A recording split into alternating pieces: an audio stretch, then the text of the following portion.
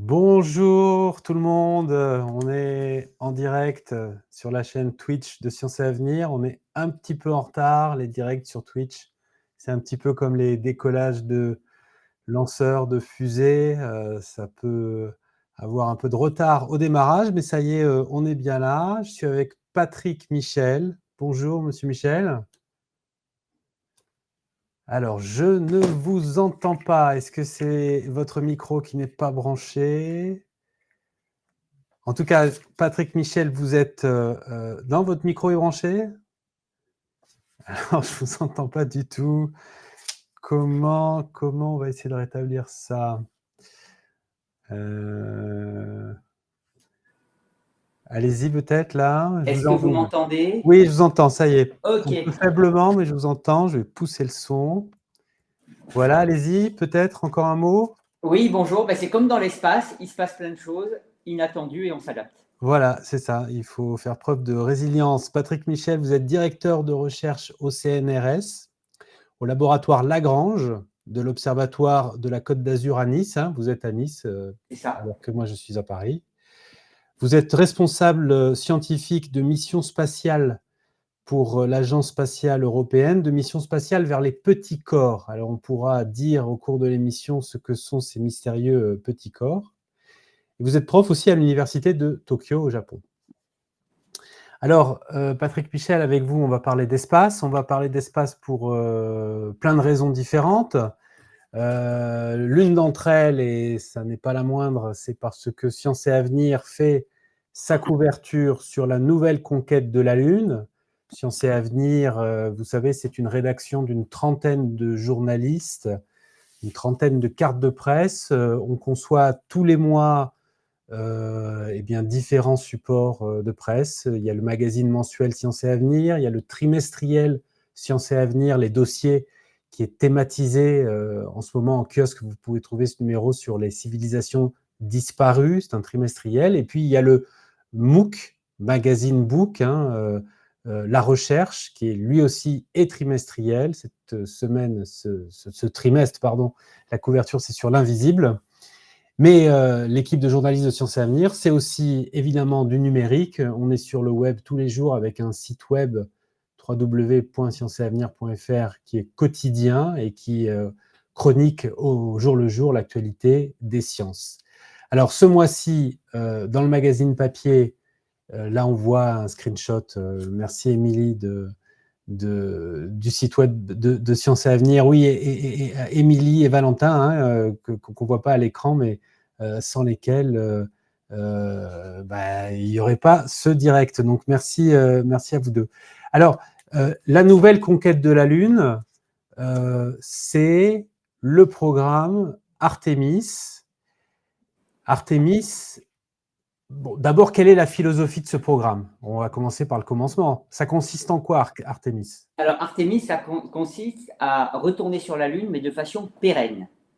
C'est-à-dire que dans les années 60, 1969, l'idée c'était de poser le premier pas sur la Lune, mais il n'y avait pas cette ambition de s'y installer de façon permanente, d'y installer une occupation humaine de façon permanente, alors que là, le projet Artemis a vraiment pour vocation d'installer en permanence des êtres humains sur la Lune, avec une base lunaire et avec plein d'activités. Alors, les premiers pas sur la Lune, vous l'avez dit, c'est Apollo en 69. Et Il y a une longue. le dernier, c'est 1972, décembre 1972. Harrison Schmitt est le dernier à poser un pas sur la Lune. C'est d'ailleurs le seul géologue de toute l'affaire. Le seul scientifique, hein, finalement, Voilà. parce que tous les Donc, autres sont des anciens pilotes de l'armée, etc. exactement. Et il était tout excité d'être sur le meilleur laboratoire naturel qu'on puisse avoir pour faire de la géologie, hors de la Terre, bien sûr. Et puis, c'est Marcel Cernan qui a été le dernier à repartir de la Lune, en fait, donc le dernier homme sur la Lune. Et ça, c'était 1972. Donc, il faut quand même se rendre compte que depuis 1972, l'être humain n'a pas dépassé l'altitude à laquelle tourne l'ISS autour de la Terre, qui est quelques centaines de kilomètres de la Oui, surface terrestre. l'ordre de grandeur, c'est 1000 fois plus loin. Ah oui, oui. C'est la Lune, c'est 400 000 kilomètres en moyenne, alors que la station spatiale, c'est à peu près 400 kilomètres de la surface de la Terre. Donc c'est vraiment quelque chose qui est assez incroyable de se dire qu'il a fallu tout ce temps-là pour que finalement on décide de retourner sur la Lune. Mais finalement, 72, ça commence à faire un moment, hein, ça fait plus de 50 ans, mais néanmoins, ça veut dire qu'on l'a déjà fait. Mm-hmm. On pourrait raisonner en se disant, ce qu'on a déjà fait il y a une cinquantaine d'années, on va le refaire facilement maintenant. Et finalement, on a l'impression que c'est le contraire, quoi, hein, qui est en train de se passer. Absolument, et d'ailleurs ça nourrit les théories de la conspiration qui veulent qu'on ne soit pas allé sur la Lune alors qu'on y est bien allé. On a 380 kilos d'échantillons lunaires qui nous ont appris plein de choses, notamment l'origine de la Lune due à un impact géant avec la Terre. Donc on y est allé, mais il y a une grosse différence. Enfin, il y a au moins deux différences parmi plein d'autres, mais disons majeures. La première, c'est que dans les années 60, parce qu'il y avait une course, on était au moment de la guerre froide, il fallait être avant les Russes pour les Américains. Kennedy avait donné l'objectif d'y aller en 10 ans. Eh bien, on acceptait un niveau de risque que jamais plus on est capable d'accepter pour envoyer un humain dans l'espace. Et la compétition était d'autant plus sérieuse que les Russes avaient montré avec le satellite Spoutnik qu'ils étaient très compétents sur cette question spatiale. Absolument, et ils avançaient, et donc c'était impossible politiquement pour les Américains de s'endormir sous une lune communiste. Donc c'était pas du tout un enjeu scientifique, c'était un enjeu politique. En général, d'ailleurs, quand l'enjeu est politique, il y a plus de sous qui arrivent, et ça a été le cas. Donc ils avaient le budget, et surtout, ils avaient l'acceptation du risque pour aller sur la Lune. Donc en fait, la mission a été construite sur la base d'un niveau de redondance très faible. Et quand on est dans le spatial et qu'on voit les risques qu'ils ont pris, on se dit waouh, c'est impossible maintenant. Ouais, Après, c'est une question. Hein. Est-ce qu'il faut pas un peu relaxer les risques? Alors moi, j'ai tendance à dire oui pour les missions robotiques. On veut être, dans certains pays en tout cas, trop robuste, c'est-à-dire s'assurer qu'on minimise les risques et du coup les missions prennent un temps fou à être développées et coûtent très cher. Alors que quand il s'agit de robots, si on prend plus de risques, on peut construire plus rapidement, faire plus de missions aussi. Tant pis, il y en a certaines qui failliront, mais c'est pas très grave, c'est des robots. Quand il s'agit de l'humain, évidemment, la question est tout autre.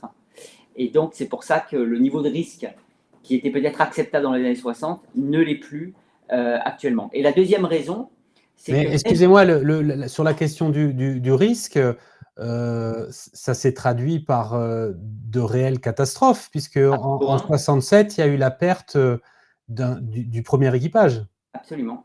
Dans quelles circonstances? Au sol, dans un exercice, un court-circuit. Donc, ils ont brûlé dans la sonde, ça a dû être terrible. Et ça, c'est un exercice au sol, et évidemment, un peu mal préparé quand même, pour qu'on aboutisse à ce problème-là. Mais au lendemain de cette catastrophe, il n'y a pas la tentation de tout annuler? Alors, ben justement, normalement, quand il y a un problème dans des agences gouvernementales, parce que les privés, eux, quand c'est en partie leur argent, c'est pas complètement leur argent, ben, ils peuvent reconstruire très vite. Hein. C'est ce qu'a fait au début Elon Musk. Il a cette souplesse que quand il s'agit de l'argent du contribuable, ben, du coup, on réfléchit à deux fois et donc ça prend plus de temps. Bon, il y a une certaine logique. Après, il faut trouver le bon équilibre. Mais là, comme il fallait aller vite, ben non, ils ont décidé de continuer. Et là aussi, s'il y a un accident, ben on a vu avec la navette, hein, après c'est des années d'enquête avant de relancer. Donc, mais il n'y a pas que ça, hein, il y a d'autres anecdotes qui sont produites pendant les missions Apollo où on se dit, mais c'est complètement fou. Vous pensez à quoi, par exemple? Ben, par exemple, Buzz Aldrin qui a dû utiliser un stylo pour remonter parce que le joystick s'est cassé, alors que si on a besoin d'un joystick maintenant, on en met 10. Ah oui. Voilà.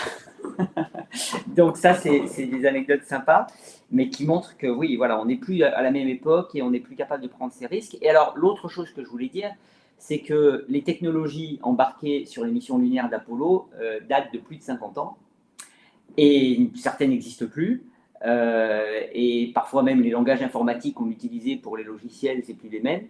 Et en fait, le problème, c'est qu'à chaque fois qu'on veut envoyer une nouvelle technologie dans l'espace, il faut d'abord la qualifier spatiale, puisque une technologie, mon téléphone sur Terre, il est très bien, mais si je veux l'envoyer dans l'espace, il faut au moins plusieurs années pour le qualifier spatial, parce qu'il faut qu'il soit soumis aux mêmes vibrations qu'il aura lorsque la fusée va décoller. Il faut qu'il y ait une certaine résistance à des radiations.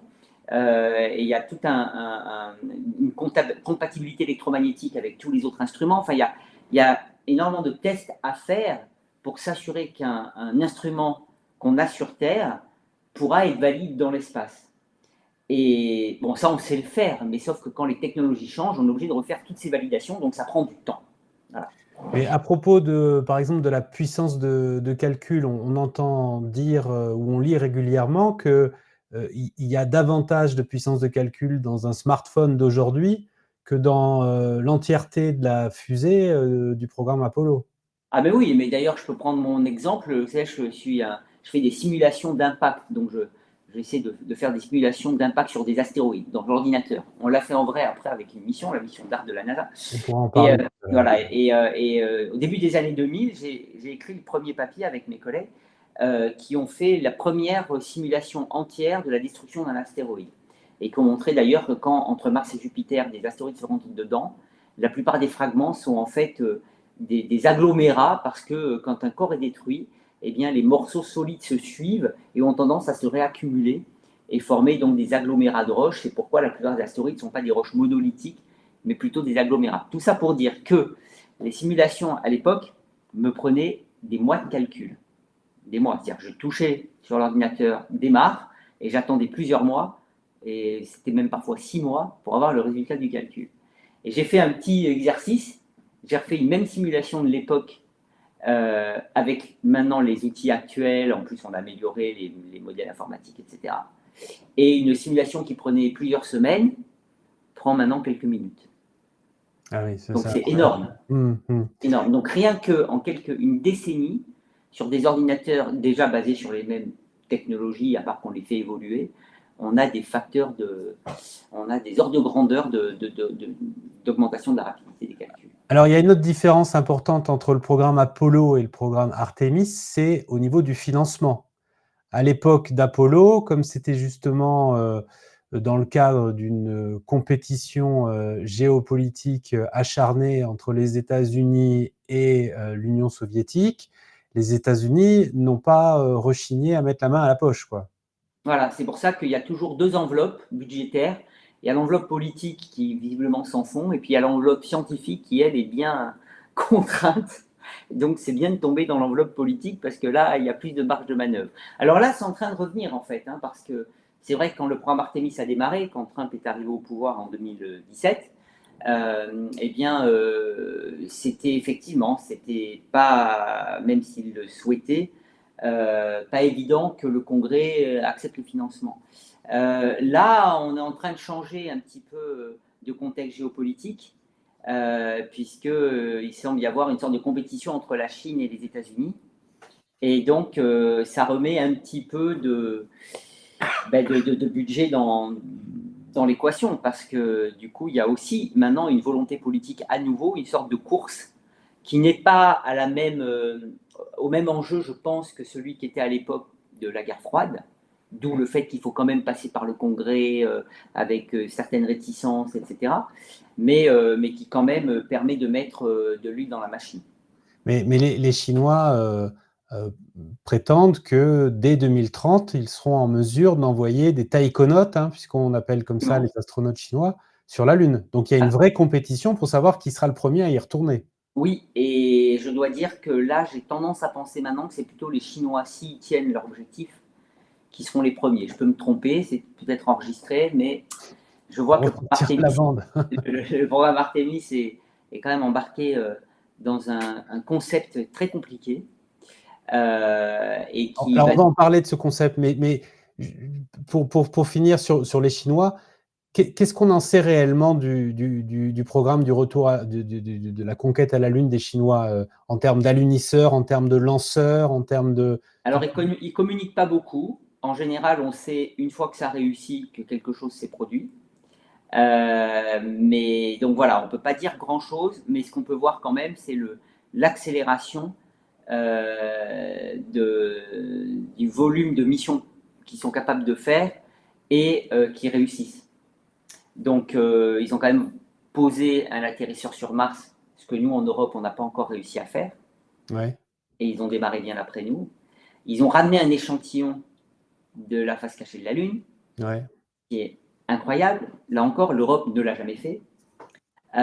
Donc, quand on voit la progression, on peut se dire qu'il y a peut-être de bonnes chances qu'ils arrivent à atteindre leur objectif.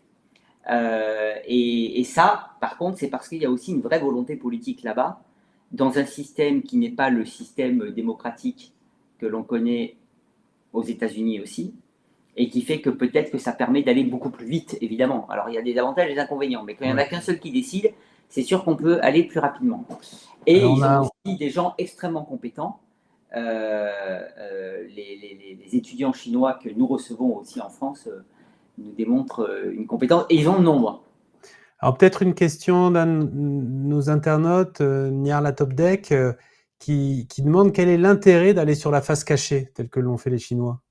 Oui, alors c'est très intéressant. Ben, en fait, le problème qu'on a pour comprendre l'histoire de la Lune, son origine, même si on a un modèle maintenant qui marche, mais on voudrait avoir plus de contraintes, sa structure, etc., c'est qu'il nous faut des échantillons pris dans divers sites pour s'assurer qu'on n'est pas biaisé par une région dans laquelle la composition pourrait être un peu différente d'autres régions.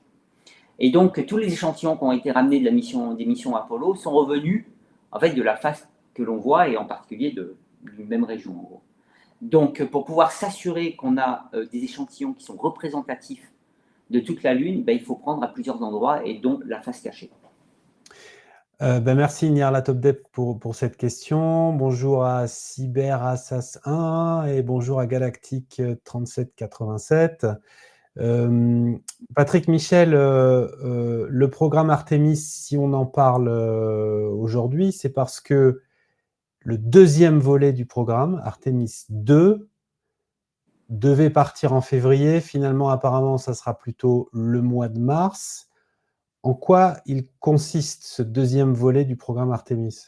Alors, ce deuxième volet du programme Artemis, c'est un petit peu comme pendant les missions Apollo avant Apollo 11, consiste à d'abord s'assurer que on est capable de renvoyer des astronautes sur la Lune, de tester certains systèmes et de les faire revenir sans qu'ils se posent sur la Lune. Voilà, c'est ça quand même le truc à avoir en tête, c'est que ce volet-là, Artemis 2, ne consiste pas à envoyer des astronautes sur la Lune, mais autour de la Lune. Exactement, on le Là, on voit voit là, là le visuel de cheminement là. On le voit sur le schéma, mais avec quand même un point intéressant, c'est que pour l'instant, jamais l'être humain est allé aussi loin que là où vont aller les êtres humains d'Artemis 2. Donc, on va passer enfin de l'ISS, qui est super hein, quand même, et je souhaite à Sophie Agneau un super lancement la semaine prochaine, à, comme vous l'avez dit, 1000 fois plus loin. Et donc ça va être un événement historique d'un retour sur la Lune, et en plus d'envoyer des êtres humains dans l'espace lointain, hein, au-delà de la ceinture de Van Allen, et qui vont donc faire un tour de la Lune, en particulier la face cachée, dont on va avoir des images qui, selon la trajectoire, devraient nous donner des images d'endroits qu'on n'a jamais vus. Et puis ensuite, revenir sur Terre.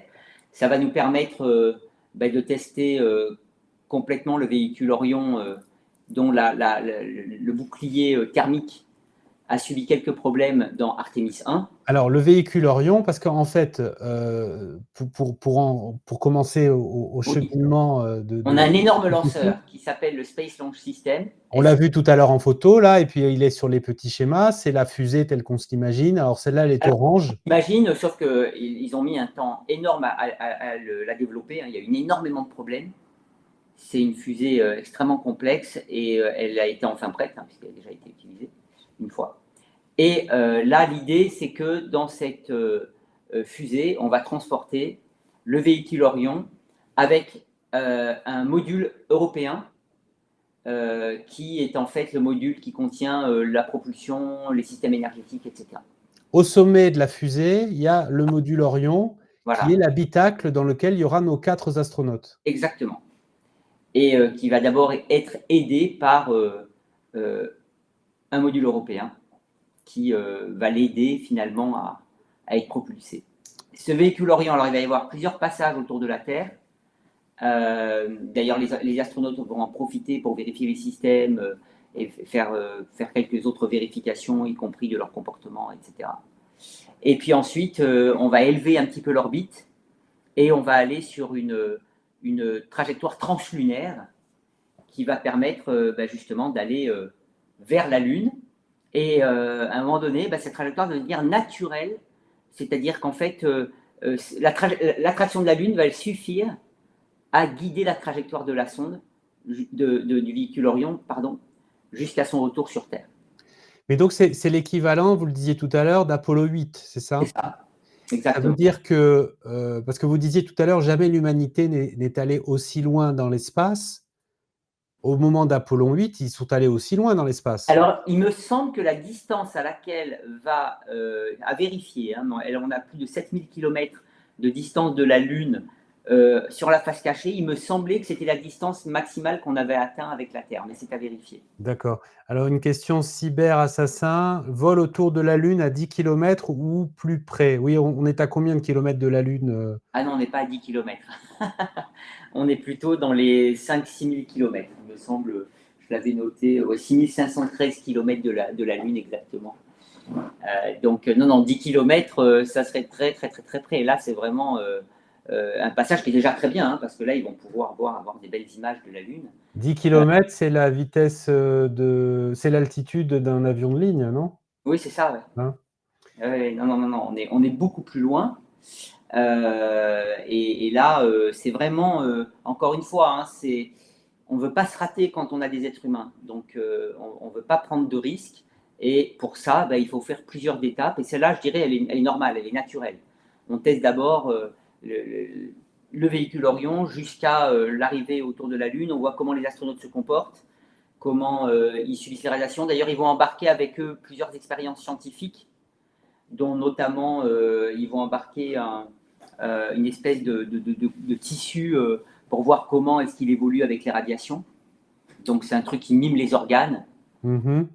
pour voir comment ils vont pouvoir se comporter. Oui, les radiations naturelles qui viennent de l'espace et qui bombardent en continu les habitants d'un vaisseau spatial, quoi. Exactement, et ça c'est un vrai problème, c'est que dès qu'on sort de l'atmosphère terrestre, en particulier du champ magnétique terrestre, on est soumis au vent solaire qui envoie des particules très énergétiques et qui, sur la durée, justement, c'est ce qu'on ne sait pas, eh bien, peut casser des molécules qui sont des molécules vitales. Donc tout ça, il faut s'assurer qu'on comprend bien ce phénomène-là, parce qu'encore une fois, l'idée, c'est de rester et de pérenniser la présence humaine sur la Lune. Alors, Donc, nos astronautes, ils partent, ils vont partir. Donc, pas d'alunissage, effectivement. non, Fan Gomez, il n'y a pas d'alunissage pour le programme ça sera Artemis Artemis 2 dont 3. on parle. Ça sera... L'alunissage, ça sera Artemis 3 et on va en parler. Kairos 83, je me trompe, ou les radiations spéciales ne sont pas sujettes à la cage Faraday, ou bien il pourrait y avoir un intérêt à en implémenter un.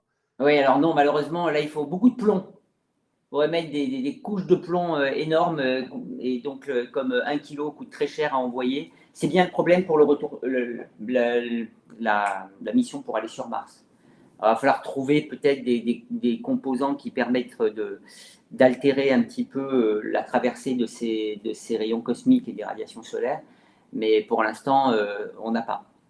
Alors, combien de temps elle va durer cette odyssée d'Artemis 2? Le départ de la Terre, le tour, on fait une fois le tour de la Lune, Ouais, il y une a à peu fois. près, c'est à peu près 4 jours pour y aller, 3-4 jours, et pareil pour revenir. Donc en tout, c'est une dizaine de jours. Alors, vous disiez que le lanceur, le SLS, il avait connu beaucoup d'errances quant à sa mise au point. C'était quoi le problème? Est-ce qu'il y a un problème récurrent? Est-ce qu'il y a eu un problème particulier Il y a eu plein de problèmes. Vous savez, les lanceurs, c'est ce qui est un des problèmes, un des composants les plus compliqués.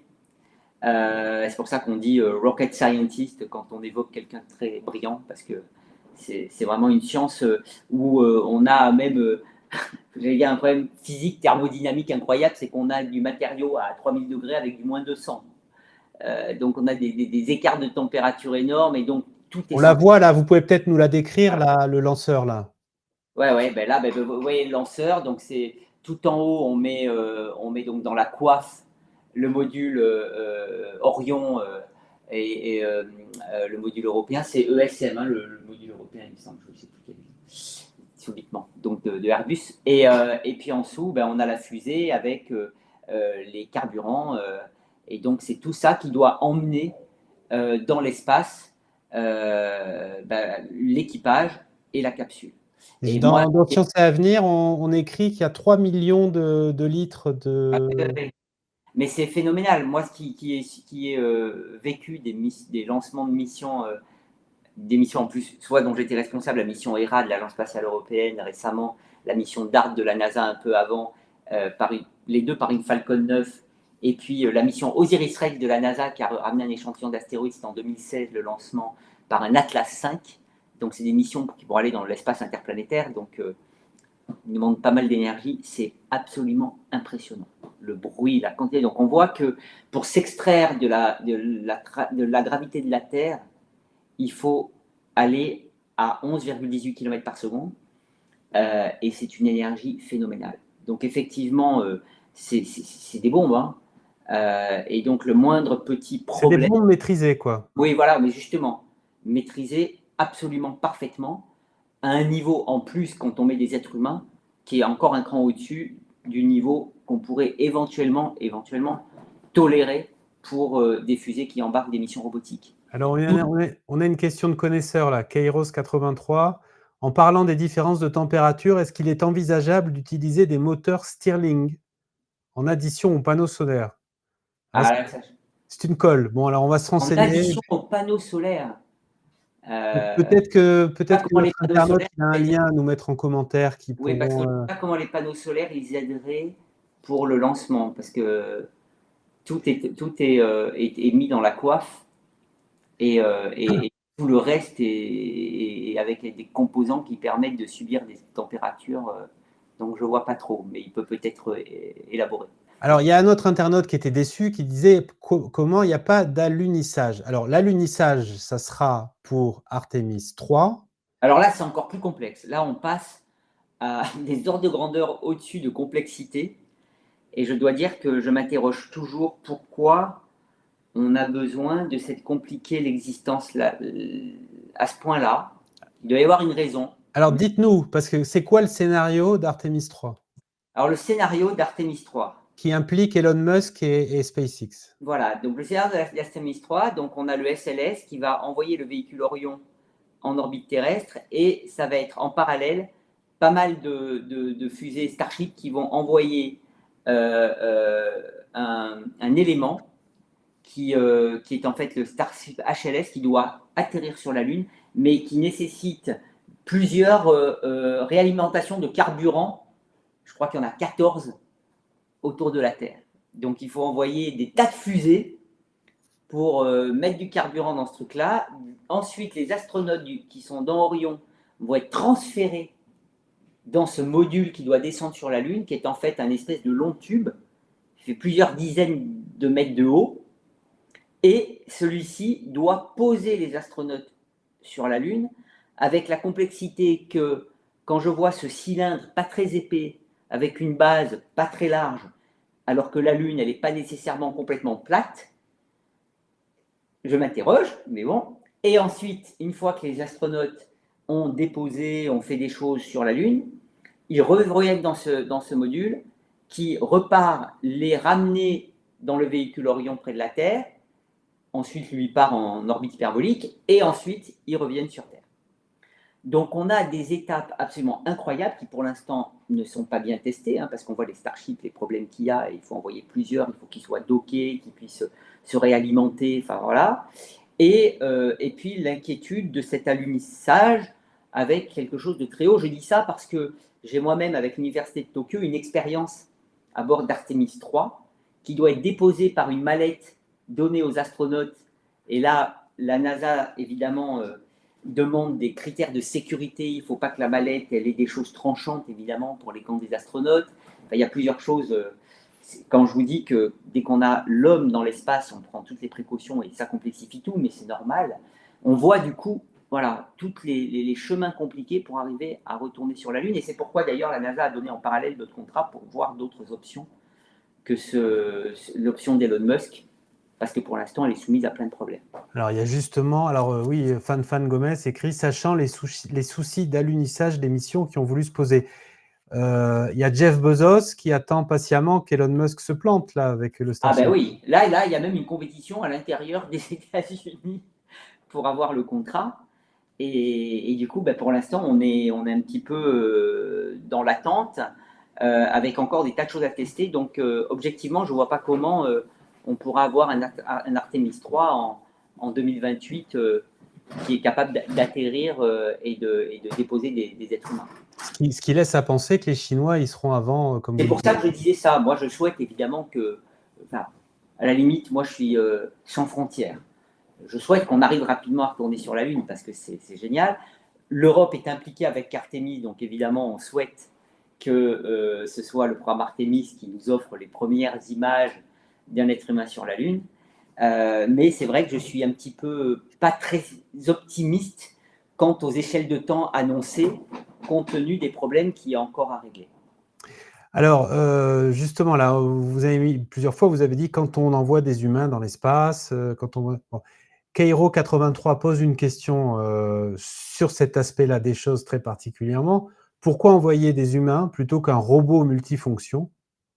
On en a envoyé sur Mars, mais on n'en envoie pas sur la Lune. Y a-t-il une raison à cela? Alors, il y a eu des robots sur la Lune, hein, puisqu'on a récolté des échantillons, notamment les missions chinoises, les Russes aussi. Oui, Donc, les fameuses missions qui sont allées sur la face cachée. voilà. Et on a eu 2 missions chinoises. Les Russes aussi ont ramené des échantillons robotiques. Donc, des robots, on en envoie. Non, le fait de pérenniser l'être humain sur la Lune, ça a plusieurs avantages, d'abord scientifiques, d'exploration.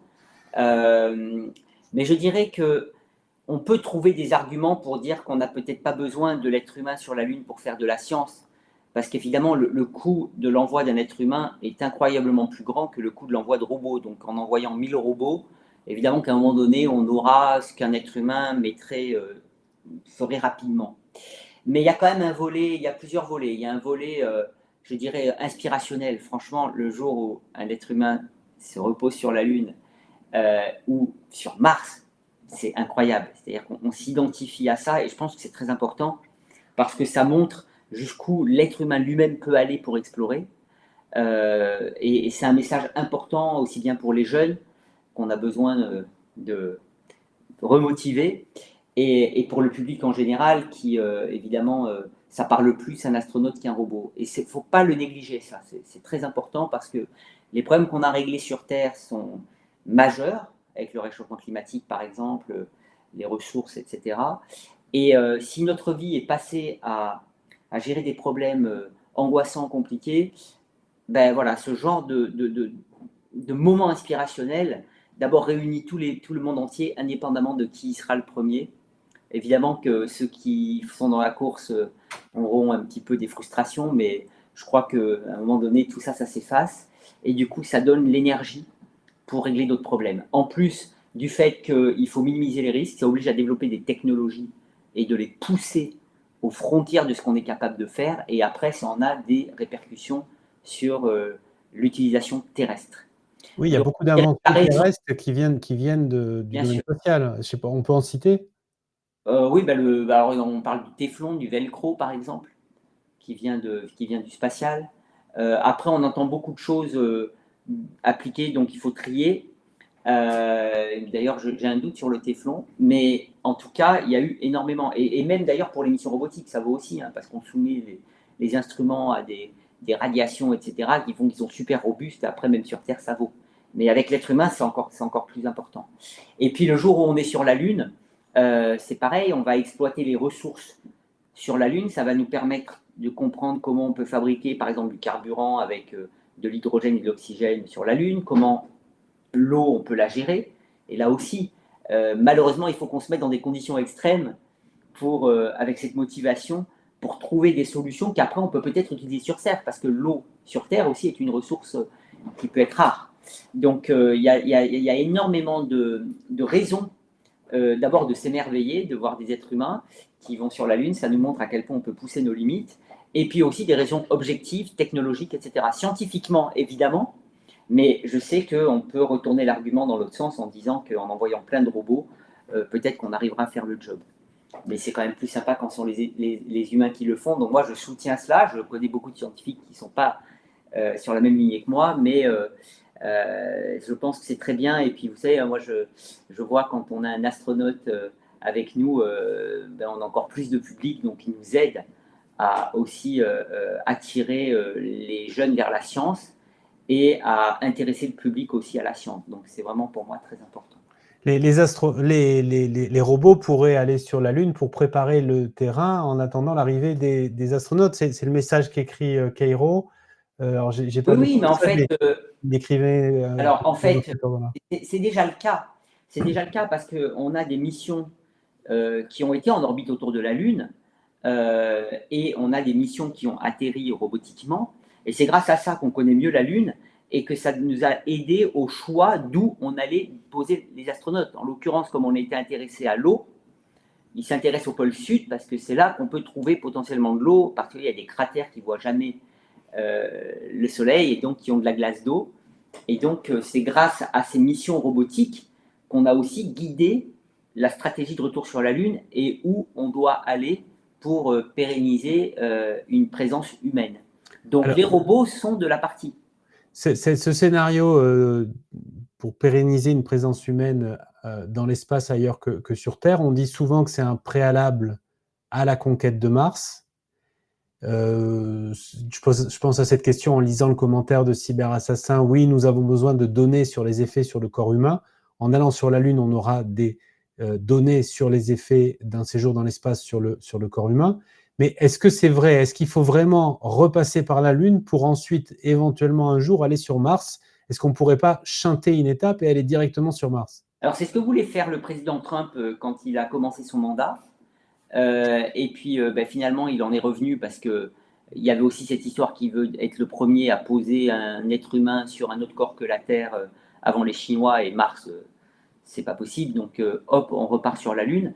Et non, je pense que c'est important. Alors, le mot conquête, je sais qu'on l'emploie, hein, mais j'aime pas ce mot-là parce qu'on ne va pas conquérir la planète, on ne va pas se l'approprier puisqu'on n'a pas le droit d'être propriétaire d'un bien dans l'espace. C'est interdit par les traités internationaux.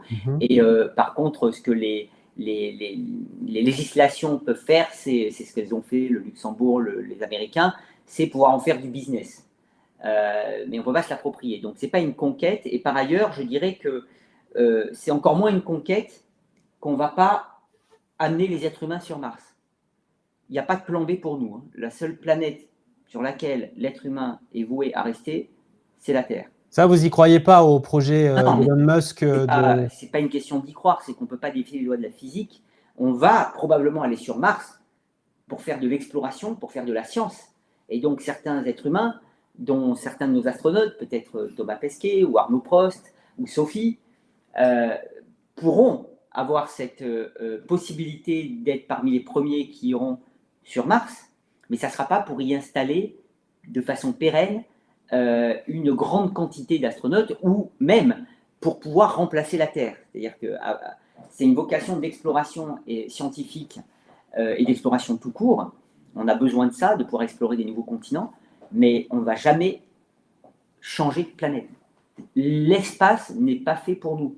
Nous, on a des milliards d'années, à partir du moment où la vie a été créée sur Terre, d'évolution sur cette planète. Donc, tout notre corps, toute notre génétique s'est construite dans l'environnement terrestre. Et donc, on voit bien déjà les problèmes qu'ont les astronautes dans l'ISS quand ils reviennent. Alors, ils les récupèrent un peu, mais l'espace est hostile. Et ne serait-ce que le voyage pour aller sur Mars, il va prendre plusieurs mois, dans des conditions qui ne sont pas la première classe d'Air France. Et en plus, s'il y a le moindre problème, ils ne peuvent pas revenir. Donc, quand on voit qu'il y a eu un problème dans l'ISS médical, on n'a pu le ramener sur Terre. Là, ce n'est pas possible. Donc, ça veut dire que c'est impossible de pouvoir se dire, et c'est pour ça que c'est très important de bien avoir ça en tête, que notre planète, eh bien, elle est unique, elle est faite pour nous, elle est là pour nous, et on n'a pas de plan B. Le problème sur l'ISS, on ne sait toujours pas de quoi il s'agit. Non, je n'ai pas l'info et en discutant avec mes collègues de la NASA au Johnson Space Center, ils ne disent pas. Mais je ne Alors, pense pas que ça a été un problème. j'avais entendu parler de calculs rénaux. Oui, c'est possible. Hein. Retour sur la Lune avec cette question de Kairos 83. Donc, dans tous les cas, il faudra des puits de forage et donc faire sur place des outils de forage, Ouais. c'est-à-dire des faux fourneaux, des tubes, des forets, des buses, des vis, des boulons. Est-ce qu'on importe tout ça depuis la Terre? Alors, pas nécessairement, justement, c'est ça qui est intéressant, c'est qu'il y a des études pour exploiter et utiliser les ressources in situ. Quelles sont-elles? Alors, en particulier, le régolithe lunaire, La poussière, quoi, la poudre qui est au sol, quoi. voilà, la poudre qui est au sol, qu'on appelle donc le régolithe, qui est ce qui, d'ailleurs, colle aux vêtements des astronautes, etc. En réalité, il y a beaucoup de matériaux, il y a du basalte, il y a plusieurs éléments, et en fait, il y a des gens qui travaillent pour essayer, à partir du régolithe lunaire, de créer sur place des imprimantes 3D qui elles-mêmes vont imprimer les infrastructures dont on a besoin. Ça paraît de la science-fiction, mais il y a pas mal d'industries qui s'intéressent à ça. D'ailleurs, en Europe, nous avons le Centre international des ressources spatiales au Luxembourg, qui justement incube des startups qui s'intéressent à toute cette utilisation des ressources, pour l'instant centrée sur la Lune, mais ils s'intéressent aussi aux astéroïdes, par exemple, pour après faire de l'exploration plus loin en les utilisant comme des stations-service, par exemple. Donc l'idée, c'est aussi de fabriquer sur place, à partir du matériau déjà sur place. Un commentaire de FBN Call. Compte tenu des problèmes qui ne sont pas encore réglés pour simplement aller sur la Lune, j'ai toujours beaucoup de mal à imaginer envoyer des hommes sur Mars, surtout si on veut les faire revenir. Une question intrigante de Cyberassassin. N'est-il pas dangereux à long terme d'effectuer des altérations sur notre satellite, la Lune? Alors, je ne sais pas ce que veut dire cyberassassin pour dangereux. Mais... une sorte de perturbation. On a bien perturbé la Terre. Est-ce qu'on pourrait perturber la Lune avec des conséquences sur la Terre? Oui, non, j'ai bien compris, mais ça dépend. Voilà, ce qu'on appelle. Non, parce que dangereux, ça pourrait aussi dire parce qu'on va polluer la Lune. Donc, il y a le danger. Si c'est la trajectoire de la Lune, non, la Lune subit des impacts. On voit tous les cratères qu'elle a. Oui. Et sa trajectoire n'est pas modifiée. Et quand on voit, même pour bouger un petit corps de 150 mètres de diamètre, alors que la Lune, c'est plusieurs milliers de kilomètres, l'énergie qu'il faut amener, la Lune, elle est tranquille là-dessus. Les impacts ne modifient pas sa trajectoire. Elle est en train de s'éloigner petit à petit de nous à cause des effets de marée avec la Terre. Et tout ça est bien régulé. Et tout ce qu'on pourrait mettre, c'est l'équivalent d'un moustique. Oui, elle sera décrochée de nous dans quelques millions, quelques milliards d'années, je sais pas. Oui, c'est des effets de marée qui font qu'elle s'éloigne pendant que la rotation de la Terre, ça se ralentit. Donc voilà. Donc c'est la conservation du moment cinétique qui nous apprend ça. Bon, alors comme l'heure tourne, je voudrais quand même qu'on parle d'un sujet qui vous est proche, parce que vous avez parlé de la façon dont la Lune est bombardée par des météorites. Vous, Patrick Michel, vous avez travaillé sur différents programmes qui visaient à aller sur des astéroïdes. C'est un peu le film avec Bruce Willis, là. Parce que justement, l'idée, c'était d'éviter de sacrifier Bruce Willis. Voilà. Et de s'arranger pour trouver une technique qui évite ça. Ou tout être humain d'ailleurs, parce que le pauvre Bruce Willis, je crois qu'il ne va pas très bien. Et donc, depuis 20 ans, à l'Agence spatiale européenne, on a commencé à travailler sur des techniques de déviation d'astéroïdes. Pour qu'ils ne viennent pas impacter notre planète, quoi. Non, c'est vraiment pour faire un test. On n'a aucun astéroïde qu'on connaît actuellement qui nous menace. Ça, posons le problème. Donc, ce n'est pas parce qu'on est préoccupé qu'on s'en occupe. C'est parce qu'on sait que sur le long terme, enfin on l'espère, parce qu'après c'est l'histoire de statistiques, ça se reproduira, un impact qui peut avoir des conséquences majeures. Et contrairement à beaucoup d'autres risques naturels, on sait qu'on a la possibilité de se protéger de ce risque d'impact. On aura du mal à se protéger d'un tremblement de terre ou d'un tsunami, mais le risque d'impact, on peut s'en protéger avec des moyens raisonnables et réalisables. Mais il faut les maîtriser, savoir comment faire, quelle est la meilleure technique, qu'est-ce qui est efficace, recenser ces objets, avoir une réponse coordonnée à l'échelle internationale. On a mis en place, sous l'égide de l'ONU, des groupes de travail pour ça. Et donc, on sait que tout ça prend du temps. L'avantage, c'est que pour l'instant, on a le temps. Et ce qu'on voudrait, c'est qu'on puisse offrir aux générations futures un plan qui les sauvera le jour où ça arrive, parce que, vu que quand on voit tout ce qu'il faut pour être prêt, il vaut mieux être prêt avant d'en avoir besoin. Et dans tous les volets qu'il faut aborder pour être prêt, l'un est avoir une technique de déviation validée à l'échelle réelle sur un astéroïde qui justement ne nous menace pas, et en le choisissant de telle sorte que quoi qu'on fasse, puisqu'on ne sait pas ce qu'on va faire, ça ne nous menace pas non plus. Oui, il ne s'agirait pas de le dévier de façon à ce qu'il vienne taper la Non. Terre.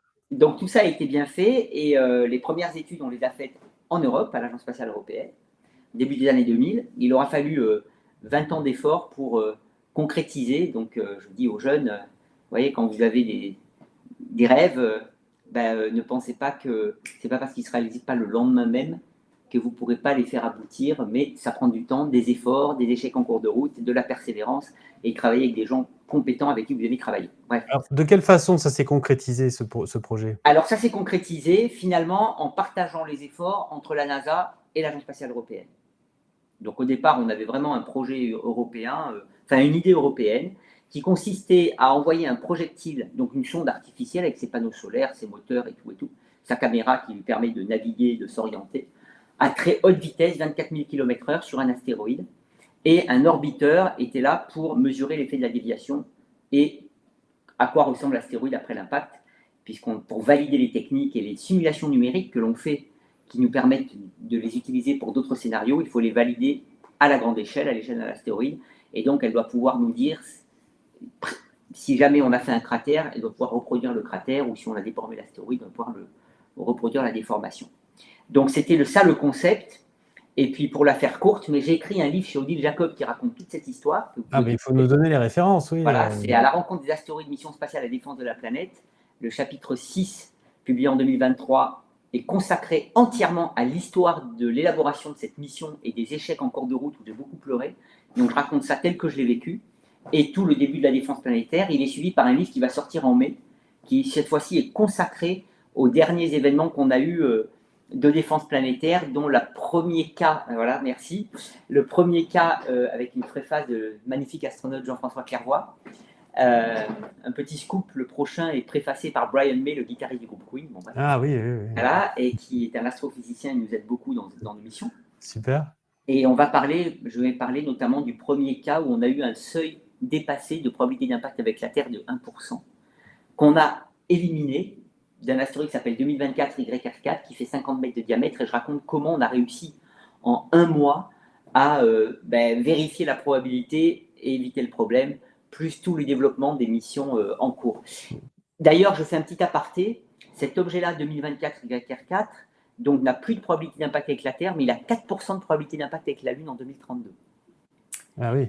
Et ça, c'est intéressant, parce que, et c'est dans le thème de notre sujet, Artemis, dans le réseau d'alerte internationale des astéroïdes sous l'égide de l'ONU, dont je fais partie du comité de pilotage, nous avons eu notre réunion en début de semaine, et notre mandat est de faire des notifications quand on a un risque d'impact avec la Terre, mais pas pour l'instant avec la Lune. Et on a cette réflexion de se dire, mais si effectivement Artemis marche et qu'on pérennise la présence humaine sur la Lune, peut-être qu'il faudra étendre le mandat aux impacts sur la Lune, parce que là, pour le coup, si on a des humains sur la Lune, ça peut-être devient dans notre mandat de mettre des notifications et de voir comment protéger ça. Mais à partir de quel pourcentage on doit prendre au sérieux le risque de collision entre un astéroïde et la Terre ou la Lune? Voilà, alors ça, c'est dans mon livre prochain où je détaille tout ça, mais en gros, on a défini un premier critère, c'est si on a un objet qui a une probabilité plus grande que 1% de rentrer en collision avec la Terre dans les 10 ans et qui fait plus de 10 mètres de diamètre, on fait une notification. Ça veut dire on notifie le groupe des affaires spatiales à l'ONU, le groupe des affaires spatiales à l'ONU, que voilà, on a un cas qu'on est en train de suivre. Après, il y a un autre groupe de travail qui est le groupe d'implémentation des missions spatiales par les agences spatiales, qui lui peut décider d'agir si un objet fait plus de 50 mètres et il a une probabilité d'impact avec la Terre de plus de 1% dans les 50 ans. Voilà, c'est des critères qu'on a définis, qu'on n'a pas adoptés complètement à l'ONU, mais qui nous ont permis de réagir pour la première fois l'année dernière quand on a eu ce cas-là. Et donc, on est quand même conservatif, parce que 1% de probabilité d'impact, c'est quand même 99% qui ne se passe rien. Oui, bien sûr. Mais ça nous permet, justement, comme on sait que la clé, c'est l'anticipation, ça nous permet d'être prêt à temps, encore que, vous le verrez dans mon livre, dans ce cas-là, je ne suis pas sûr ce qu'on aurait été capable de faire si la probabilité s'était confirmée. Bon, c'est un spoiler. Mais pour revenir à le test de déviation qu'on a fait, donc on a donc abouti, après ces études en Europe, à 2 missions DART de la NASA. DART, D-A-R-T, hein, DART. On a écrit pas mal de papiers dessus sur le site de Science et Avenir. Et on a même le film qui montre l'impact pris par la caméra de la sonde avant qu'elle explose. Le vrai film, hein, c'est des vraies images. La science-fiction, on voit l'astéroïde se rapprocher, on a accéléré le temps, hein, et on voit les dernières images avant l'impact. Même la dernière, elle n'arrive pas complètement parce que la sonde a explosé avant de pouvoir ramener les données. Et donc, on sait qu'on a tapé sur un objet de 150 mètres de diamètre, qu'on l'a dévié de sa trajectoire, mais la sonde ayant explosé, on n'a pas le résultat final. Et donc, le 7 octobre 2024, depuis Cap Canaveral, on a lancé la mission HERA, donc je suis responsable scientifique, qui est un peu le détective qui retourne sur la scène du crime, même si les Américains n'aiment pas qu'on parle de crime, pour nous donner le résultat. Et la bonne nouvelle, c'est que le 2 novembre, on commence les opérations de cette année. La sonde arrive et va commencer ses opérations à proximité pour nous révéler, pour la première fois dans l'histoire du spatial, à quoi ressemble un objet dont on a déjà des images, celle avant l'impact, mais dont on sait déjà qu'il n'a plus rien à voir avec les images qu'on avait.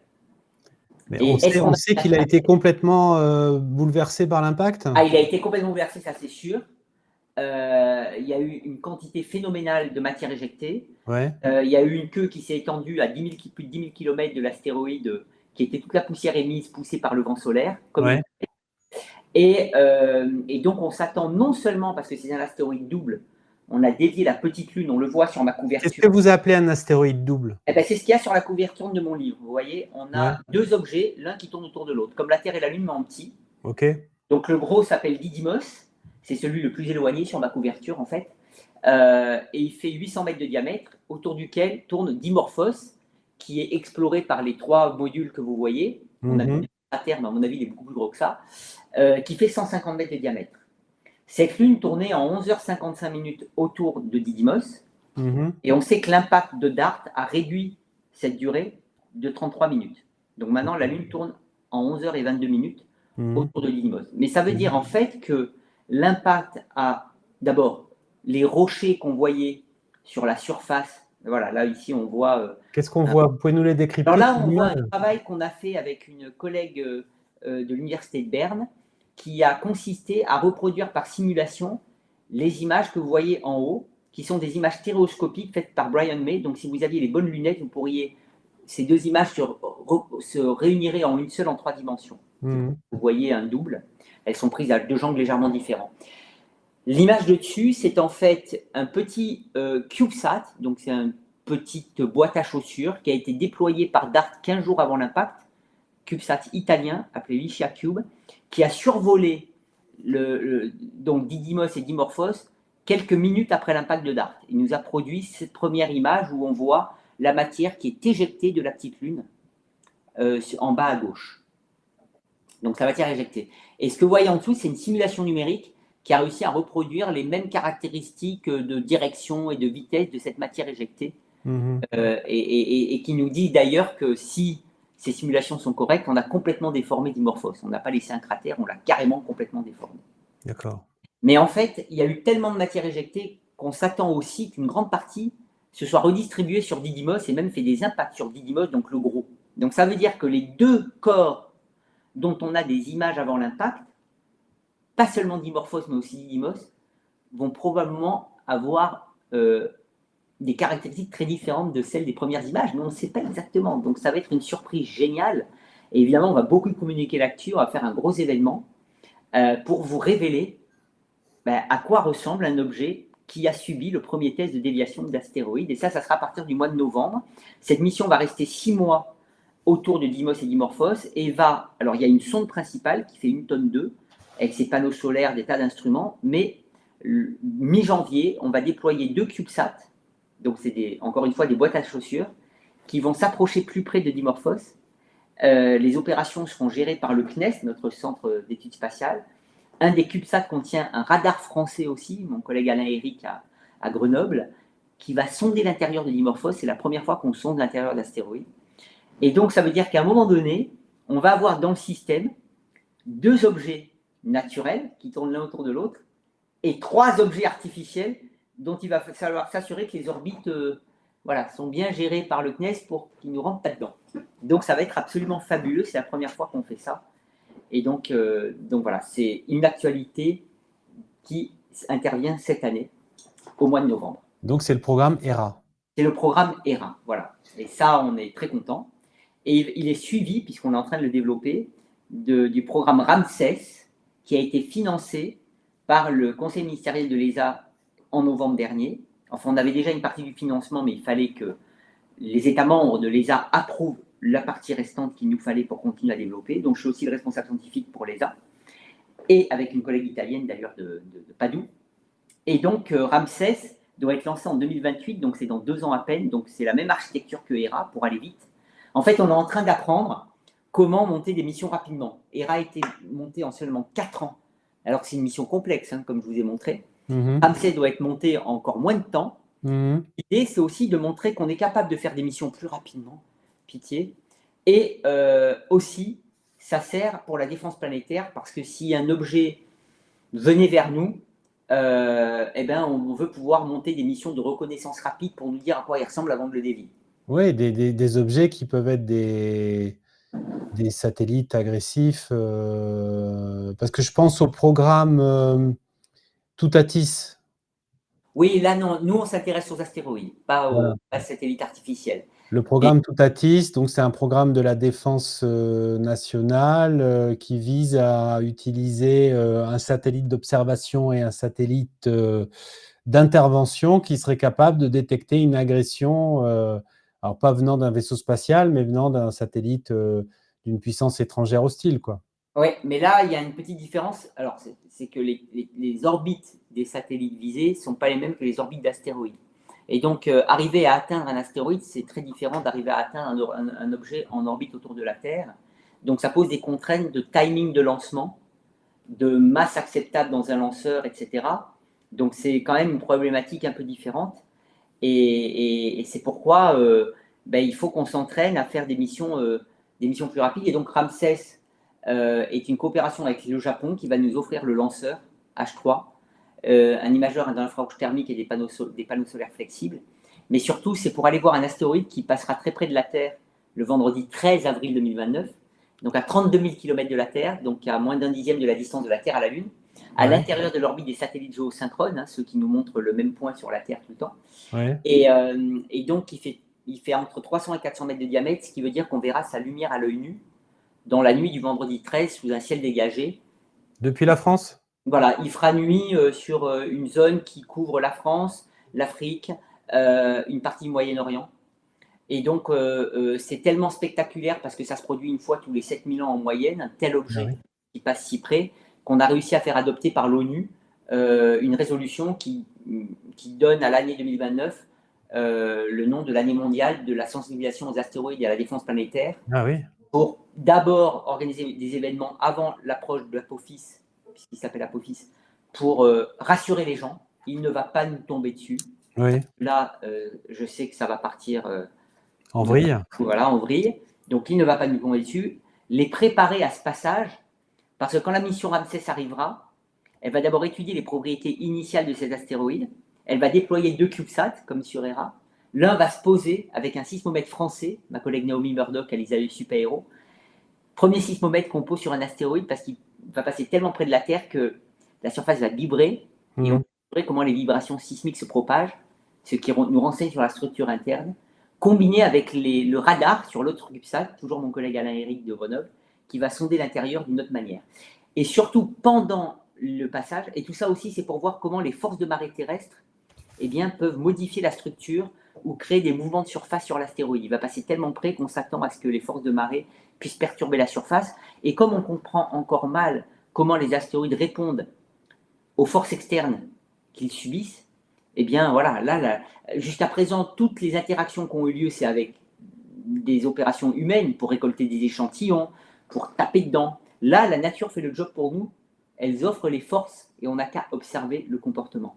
Et pendant le passage, le 13 avril, quand vous aurez les yeux levés au ciel, alors à Paris, il y a des nuages, venez à Nice, en même temps, en direct, on transmettra les images prises par la sonde Ramsès au public, directement. Donc vous aurez les yeux sur la lumière et en même temps sur vos écrans à quoi ressemble vraiment cet objet.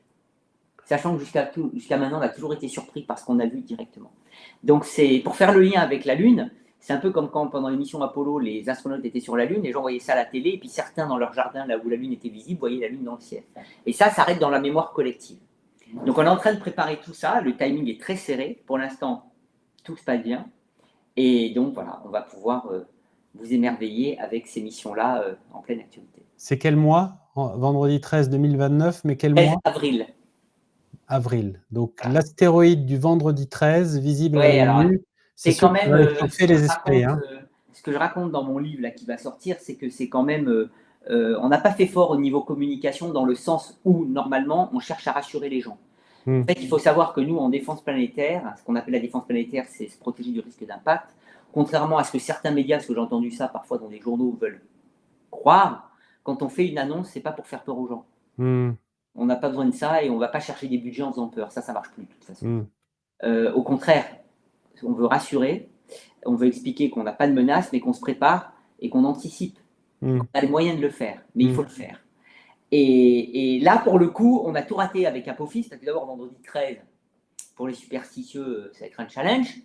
Et en plus, on l'a nommé au départ, quand on l'a découvert en décembre 2004, il s'appelait 2004 MN4, puisqu'on a une nomenclature quand on découvre les premiers objets, les objets les premières fois. Et puis, les découvreurs, qui étaient fans de la série Stargate, dans lequel il y a un Apophis, un mec destructeur, etc., ont voulu l'appeler Apophis parce que, pour l'anecdote, comme on avait eu au départ un risque d'impact avec la Terre pour 2029, qu'on a vite rapidement éliminé, on dit, ah ben voilà, pour la métaphore Apophis. Et moralité, dieu du chaos, dans la mythologie égyptienne, vendredi 13, ça ne nous aide pas beaucoup quand même. Mais je vous rassure, il va nous rater et ça va être un moment génial. Il y a un truc pour moi, l'espace, ce qui me fait vibrer, c'est que, et c'est pareil quand il y a une éclipse solaire par exemple, et notamment il y en a une là cette année, le 2 août, en Espagne, mais on en verra, elle sera à moitié cachée sur la France, et mon collègue Alain Sirou milite pour que les mairies, tout ça, s'organisent pour avoir des lunettes, etc. Il y a un problème de santé publique. Donc bref, tout ça pour dire que pour moi, tout ça, l'astronomie, l'espace, c'est vraiment une occasion de réunir les peuples. Parce que quand il se passe un événement dans l'espace, il n'y a pas de sélection. Tout le monde peut le regarder indépendamment de nos différences.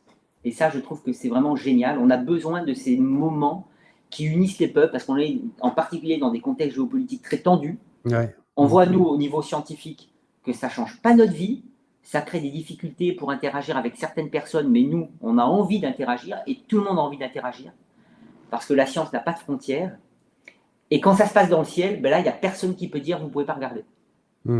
Et du coup, ça permet d'avoir un moment de communion bienvenue. Et c'est pour ça que je disais tout à l'heure que le retour de l'homme sur la Lune, enfin de l'être humain, ça peut être une femme, ça serait génial, eh bien, le retour de l'être humain sur la Lune, c'est aussi pour moi cette occasion-là, parce que même s'il y a une course, le premier qui ira, de toute façon, tout le monde s'identifiera.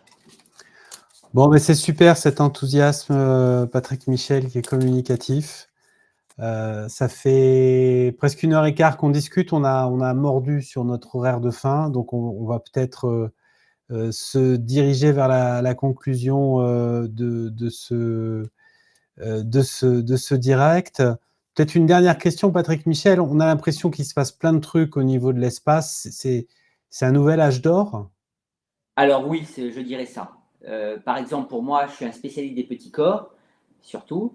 On n'a pas moins de 8 missions spatiales dédiées à des astéroïdes en développement ou en vol, qui vont nous amener des données jusqu'à 2034, avec des nouveaux acteurs. On a évidemment l'Europe, les États-Unis, on a la Chine, qui devrait récolter un échantillon d'astéroïdes cette année, avec la mission Tianwen-2, un tout petit objet de 30 mètres de diamètre qui tourne en 28 minutes sur lui-même, truc de fou. On a les Émirats Arabes Unis, qui vont lancer en 2028 une mission qui va survoler 7 astéroïdes, atterrir sur le dernier. Donc on vit un âge d'or. On a la mission MMX qui va aller voir Phobos, qui n'est pas un astéroïde, mais qui tourne autour de Mars, mais qui est la taille d'un astéroïde, donc sur lequel on va déposer un rover franco-allemand. Et puis là, c'est que pour parler des missions petits corps. Mais on a en route Europa Clipper, JUICE, enfin toutes celles qui vont explorer les satellites des planètes géantes, Dragonfly qui va envoyer un drone hélicoptère sur Titan, une des lunes de Saturne. Où il y a des lacs de méthane. L'exploration des exoplanètes, voilà, les lacs de méthane, oui, alors c'est pour ça que Trump n'a peut-être pas annulé, parce qu'il y a des hydrocarbures, pétrole. En tout cas, il n'est pas annulé, ça c'est une super nouvelle. Elle est géniale, et il y a la France qui est dedans. Hier, je donnais à l'Élysée un duo avec Gaël Guézen du CNES, qui est en charge d'un instrument sur cette mission Dragonfly. On a des missions pour caractériser les exoplanètes, la mission Plateau qui va partir, Ariel ensuite en Europe. On a Comet Interceptor, qui est une mission qui va se positionner pas loin du James Webb pour attendre la première comète longue période qui n'a jamais vu le Soleil pour l'intercepter, aussi avec le Japon. Cette année, on a Bepi Colombo qui va nous offrir les premières images de Mercure. Par cette mission.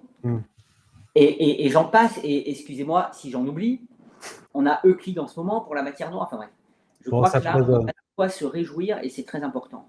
Et c'est pourquoi je milite pour que dans notre pays qui a une communauté spatiale incroyable, eh bien, on y mette les financements pour que justement on soit moins dépendant des autres et qu'on puisse continuer à propager les expertises qu'on a acquises pour les futures générations qui sont vraiment demandeuses en plus. Bon, c'est formidable, Patrick Michel. Toutes ces aventures spatiales, elles seront chroniquées par Science et Avenir, sur le site web, sur le magazine. Je remontre la couverture de l'édition qui est actuellement disponible dans tous les kiosques et les marchands de journaux. La nouvelle conquête de la Lune à propos d'Artemis 2 qui doit décoller dans quelques semaines. Ce direct, vous pourrez le retrouver en différé sur la chaîne YouTube de Science et Avenir, où vous pouvez retrouver aussi tous les autres Twitch qu'on a fait sur tous les sujets divers et variés, mais il y en a plein d'autres sur l'espace. Patrick Michel, grand merci. Merci à vous, merci aux auditeurs et à leurs questions. On n'a peut-être pas pu répondre à toutes, mais c'est génial d'être curieux et de poser des questions en tout cas. Donc désolé si on n'a pas pu tout faire. Ça nous donnera l'occasion d'en refaire d'autres ensemble, Patrick Michel. Merci beaucoup. Merci à tous et à toutes. À la prochaine. Salut.